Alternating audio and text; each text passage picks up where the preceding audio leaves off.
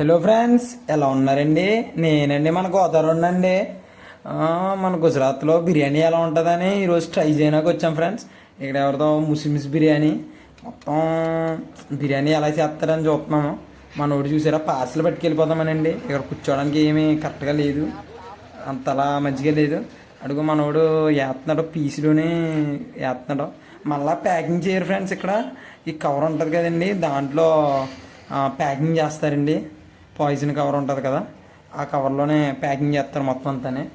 పర్లేదండి, ముక్కలు గట్ట చూస్తే బాగానే వచ్చింది. మరి ఓపెన్ చేసి చూద్దాం ఎలా ఉందో, అసలు బిర్యానీ ఎలా ఉందో మొత్తానికి చూద్దాము. చూసారా ఫ్రెండ్స్, ఇంకో బిర్యానీ చూస్తున్నాను, 4 ముక్కలు వేసాడు. ముక్కలు గట్ట బాగానే ఉన్నాయి, రైస్ కూడా పర్లేదు.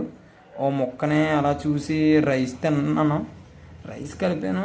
కాకపోతే రైస్ బాగానే ఉంది, పొడి పొడిలు ఆడుతూనే ఉంది. కాకపోతే ఓ కర్రీ కలుపుకుని తినాలి ఫ్రెండ్స్, అంతలా లేదు అంటాను ఫ్రెండ్స్.